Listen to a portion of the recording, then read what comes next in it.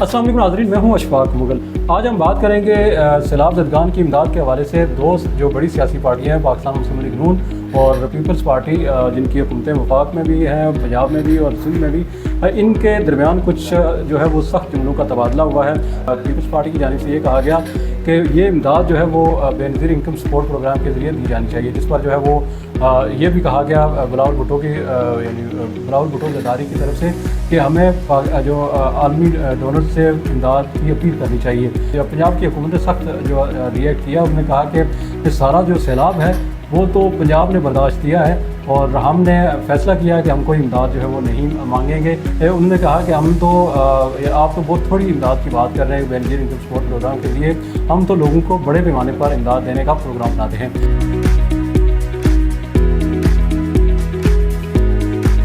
मेरे साथ इस वक्त राना उस्मान है। राना उस्मान बुनियादी तौर पर इस्लामाबाद के जर्नलिस्ट हैं। राना साहब, आपका बहुत शुक्रिया।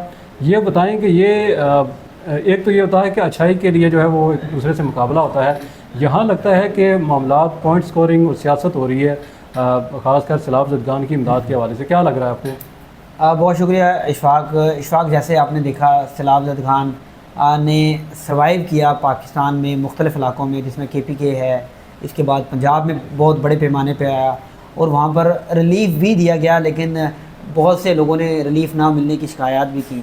अब जो पीपल्स पार्टी और मुस्लिम लीग नून के दरमियान हो रहा है, ये हमेशा इसी तरह ही पॉइंट स्कोरिंग जो है वो होती रहती है। लेकिन जब इनको एक दफ़ा कहा जाता है चलो मिल के बैठ जाओ, फिर इनकी दोस्ती हो जाती है, मोहब्बत हो जाती है। ये तमाम अच्छे बुरे काम में एक दूसरे के साथ होते हैं।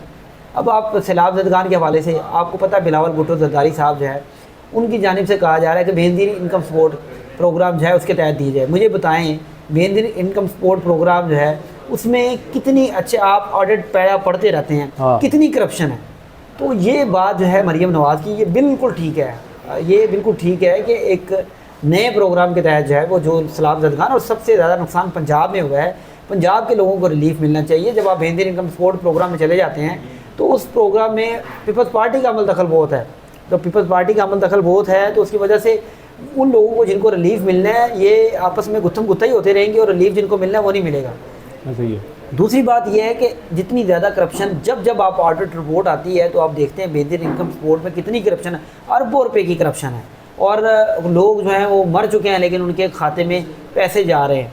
बड़ा कुछ हो रहा है, मुख्तलिफ़ तरीक़ों से ये करप्शन होती है। लेकिन आप सूरत हाल कुछ यूँ है कि हमें ग्राउंड पे लोगों की मदद करने के बजाय हम एक दूसरे पर ब्लेम गेम करें, ये भी अच्छा नहीं है। दूसरी जानिब जो मरीम नवाज़ की जानिब से पीपल्स पार्टी पे तनकीद की जा रही है, वो भी एक वज़ाहिर नज़र आती है, एक तनकीद आती है। लेकिन हकीकत में जब जैसे ही कोई इनका मामला वफाक में होगा तो ये सारे इकट्ठे हो जाएंगे।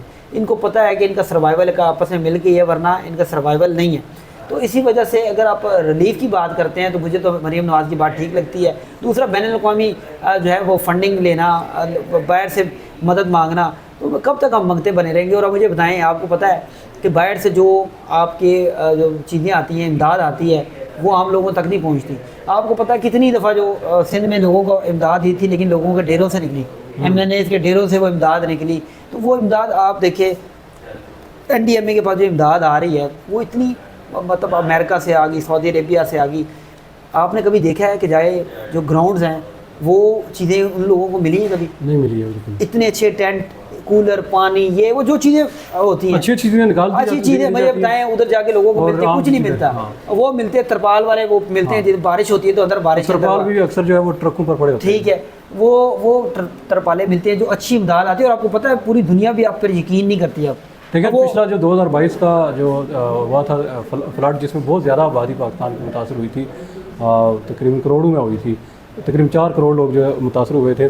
उस वक्त आलमी बरादरी से जो है वो अपील की गई थी, डोनर कॉन्फ्रेंस हुई थी स्विट्ज़रलैंड में, और वहाँ क्या हुआ था, वहाँ आपको कोई इमदाद नहीं मिली थी। सिर्फ ये था कि कर्ज़ा उन्होंने जो है वो उसको तब्दील किया था, उसकी शराइत। मतलब ये कि अगर आपने किसी बंदे से जो है वो कर्ज़ा लिया हुआ है कि मैंने मकान बनवाना है, तो उसने कहा कि आप अच्छा मकान ना बनाएं क्योंकि आप पर मुसीबत आ गई है, तो आप वो पैसा उधर खर्च कर लें। इमदाद यानी आई लोगों ने नहीं दी, जिस पर जो वज़ीर ख़जाना, वज़ीर मनसूबाबंदी एहसन इकबाल थे, उनसे जब सवाल किया गया कि पाकिस्तान इस पर अपील करेगा कि जो ये फ्लड आया है दुनिया से एक इमदाद की, उन्होंने कहा कि दुनिया जंग के लिए पैसे देती है, जिस तरह यूक्रेन को दिए गए या जिस तरह बाकी मुल्कों को दिए जाते हैं। जो सैलाब से या मौसमियाती तब्दीली के असरात से निपटने के लिए लोग पैसे नहीं देते। हमारा एक तजुर्बा हो चुका है, लोग जो है वो सिर्फ उन्होंने कर्ज ही दिया है हमें, नहीं भाई, पैसे नहीं दिए। देखें इशफाक तो इस वजह से पाकिस्तान ने इकबाल साहब के तो मैं सलूट मारता हूँ। आप ज़रा नारोवाल चले जाएँ, हाँ, जिस हल्के से इनके बेटे और ये जनाब जो है वो मुंतखब होकर आते हैं, पता नहीं आप मुंतखब होते हैं या कैसे आते हैं, आप जाएँ इनके इलाके में जाके सूरत हाल देखें कि वहाँ पर सैलाब के अलावा भी ऐसा लगता है यहाँ पर सैलाब ही आया हुआ है। एक बारिश हो जाए, सड़कें जो है वो पता नहीं कौन से ऐसे ठेकेदारों से बनवाई जाती हैं जो सड़कें ज़मीन पे तो नहीं होती लेकिन उनका फ़ंड अप्रूव होता है, गायब हो जाता है।